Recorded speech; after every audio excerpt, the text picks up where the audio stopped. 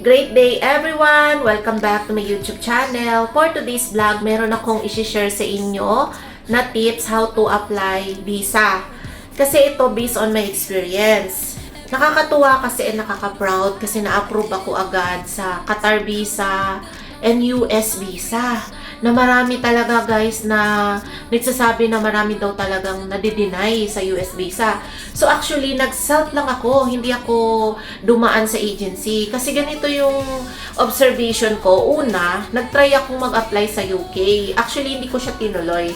Pero nagbayad ako ng assisting fee doon sa Circuit Makati. Nagbayad ako ng worth mga nagastos ko 15,000 sa assisting. Actually, pwede ko namang ituloy yun. Yun nga lang that time is papunta na ako ng Doha, Qatar kasi kukunin daw nila yung passport. Kaya sabi ko, magdodoha na muna ako kasi mas mabilis yung visa. So, ganito nga yung nangyari na based on my observation, kaya nag-self na lang ako. Yung nagbayad ako ng 15K, then sabi ko parang ang dali lang nung ginawa ng babae. Pumunta lang siya sa website, and then yung step-by-step process, ano lang, tapos nagbayad siya doon ng mga worth 12,000 ba yun? Hindi ko na maalala, mga ganun. Yun lang talaga dapat ang fee sa UK website. Diretso yun sa UK Embassy. Tapos, meron na akong schedule. Yun nga lang nalaman ko, kukunin daw yung passport. And kailangan ko kasing umalis na ng bansa sa PSP. So, naghanap ako ng bansa na makakaalis agad ako. And naisip ko nga yung Doha, Qatar. Try ko kaya mag-self ng visa. And kung ma-approve ako, dito ako aalis. So, ayun, nag-apply ako ng Qatar visa sa Haya. Then, ang bilis lang guys, kasi nag-self lang ako ganyan. Nag-research ako paano mag-apply. And then, ang binayaran ko lang 1,500. Kasi nung pumunta akong Dubai, nung nagpa-assist din ako, ang binayaran ko 15,000. And then dito sa Doha, 1,500 lang yung nagastos. So, at least may knowledge, stock knowledge, and challenge. Yung parang ang sarap sa feeling na gawa mo yung challenge. And para kang naglalaro. And then, wow, ang sarap sa feeling na na-approve. Eh yun na nga, na-approve na nga ako sa Qatar visa. And pumunta na ako ng Doha, Qatar for 1 month. And sabi ko, try ko kaya mag-apply ng US visa. So, ayun nga, nag-try ako ng US visa. Actually, self lang din. Kasi kung dadaan sa agency, ang bayad is 20,000. Bukod pa yung 11,000 na babayaran. So, ang ginawa ko, try ko lang, wala namang masama kung ma-deny or hindi. At least, accepted ko na kung ma-deny ako. At least, I try.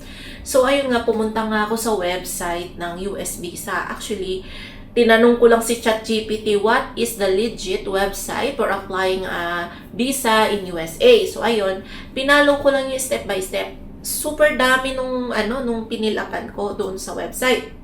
Then, alam ko naman na legit yun, kaya okay lang mag-input ng mga information. So, ayun nga, yung mga mahihirap na mga tanong doon, tinanong ko lang si ChatGPT. So, ayun, nag-input lang akong ganyan. And bukod dun kasi, before ako nag-apply ng US visa, lakas din ang loob ko kasi marami na rin akong bansa na napuntahan. Kasi before that is, nakapunta na rin ako ng Thailand, Malaysia, Vietnam, sa Singapore, Dubai, Doha, Qatar, kasi after nung Doha ko, nag-apply na ako. So, marami na rin akong stamp. And I also have property na rin na na-purchase sa SMDC, which is condominium. And I also have house and lot. Kaya medyo malakas yung loob ko na mag-apply. And hindi naman ako mag-TTNT doon. Gusto ko lang din ma-deploy. I mean, ma-meet yung mga clients sa US. Kasi I'm a international real estate agent here in the Philippines. So, gusto kong i-try din sa US. So, mabuti na na-ready na yung visa. So, ayun nga, back to the topic, nag-apply nga ako ng US visa. And may nakita akong schedule na after 2 days lang, mai-interview ka na. So, noon, ang una kong ginawa, 2 beses kasi akong pumunta sa Parcal kasi doon yung magsasign ka, saka yung kasi fingerprints ka doon and kukunin nila yung details. So, ayun. Niready ko rin yung mga documents ko, yung mga proof of property, bank statement. Actually, ready na. And then, after 2 days, pumunta na ako sa US Embassy doon sa Rojas Boulevard. And then, nagulat ako guys. Actually, bawal mag-cellphone. Bawal magdala ng cellphone, bawal mag-video, and anything. So, iiwan mo yung bag mo. Kaya, in the second day, sinama ko yung kapatid ko, nag-antay sa labas. And then, nung pumasok na ako, sabi ng babae, ikaw yung inaantay namin. Nagulat ako. Ba't ako inaantay? Kasi, ang daming pila guys. Yung mga nakapila doon, almost, mga ano sila, yung working, mga seamans. So, as in, ang haba ng pila. Akala ko pipila ako. Sabi ng babae, huwag ka nang pumila, dumiretso ka na. Ikaw yung inaantay namin. So, nahiya naman ako. Sabi ko, may pila po. Kasi US Embassy yun. Siyempre, ang nasa mindset ko is, natatakot ako kasi siyempre, marami nga nadi-deny. May mga famous nga na mga vlogger na nadi-deny. Sino ba naman ako? Sabi ko, ang dami nadi-deny. Sige, hindi, dumiretso ka na ng ganon. So ako naman, sige, follow lang. Dire-diretso lang ako, guys. Kasi sabi nung babae So ayun na nga, nung dumiretso na nga ako, pinicturean ako agad nung lalaki, US Embassy, ganyan, sa door, sa window. Tapos sabi niya, proceed na sa another window. Tapos proceed ko sa another window, doon na ako in-interview. Kinabahan nga ako kasi hindi ako naka-ready nung itinerary ko. Meron naman ako mga proof of documents, ganyan, nakahawak sa folder, ready ko na. Tapos hindi na tinignan ng babae yung aking mga requirements. Sabi niya sa akin, hello, are you Adelit lang tayo? Yes. Why you like to go to USA? Because I want to travel in US. Like that, one question, one answer lang ako. And then sabi niya, okay, what places in US you want to go? I want to go in California, Colorado, and Miami. Yun lang, 3 places lang sinabi ko. Okay. And then, what is your work? Sabi ko, I'm a realtor here in the Philippines. How long are you working there? Almost 13 years na, since 2013. I see. And why you like to travel in USA? Because I want to experience to travel another country. I've been to another country before, and it's a dream country actually. And I'm already old for my... I'm already old, sabi ko. Sinabi ko yung edad ko. And then, I want to experience to travel the world. Sabi niya, oh, what do you think about me? I'm already old also.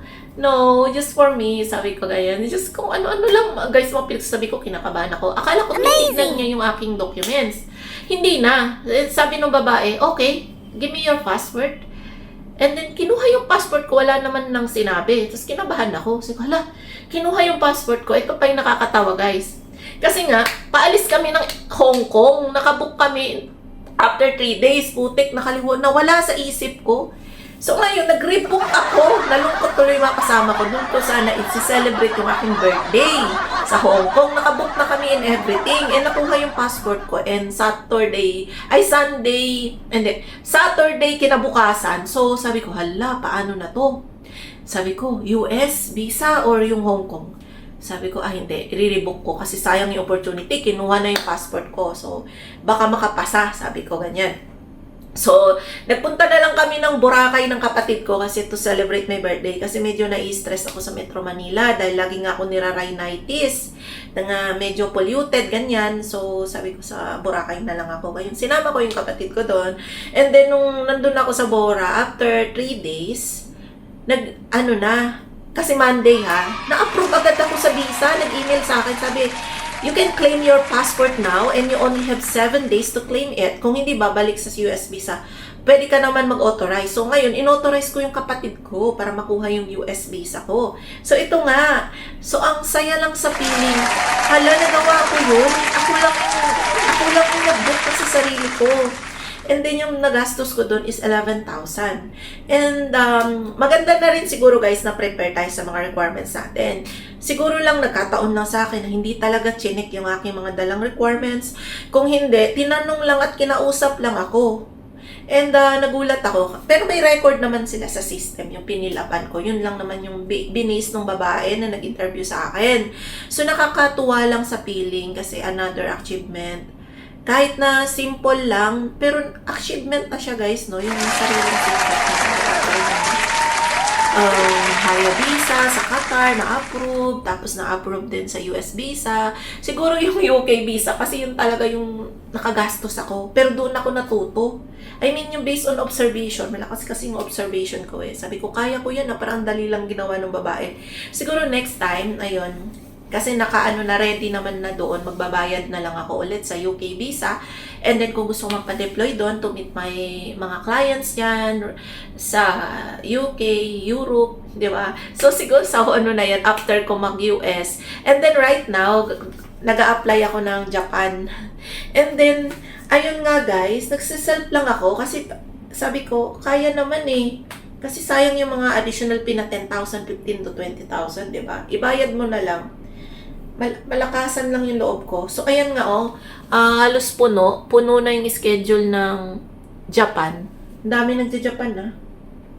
So, hahanap ako dito ng earliest date. May na, wala nang available slot sa sa April. Kasi nung nag-US, ako, ang daming available. So, right now, wala nang available.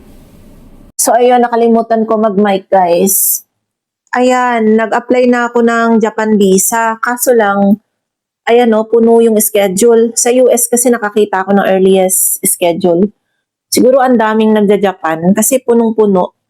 Yung March, walang available for interview. Try natin ng April. April, asan na yun? Wala. Medyo mahirap, guys, iPad yung gamit ko ngayon Bumabalik siya sa uno. So ngayon Grabe, ideal yung in demand yung Japan, walang available na slot. Meron sana April 7 to 8 kaso paalis ako kailangan kong umalis ulit ng bansa. So tumitingin ako ng mga other month, naka-block lahat. Yung multiple visa. Ewan ko bakit kaya, aalamin ko to. Anyway, meron naman na akong US visa. So, ayun guys, gagawan ko yun ng separate tutorial. So, ayun lang guys. Kung gusto nyong mag-try na mag-apply ng US visa or other visa, go for it. Maraming mga website. And, try nyo lang. Wala namang mawawala. So, pag nakapasa ka sa visa, di ba? Edi makakapunta ka na doon sa dream country mo.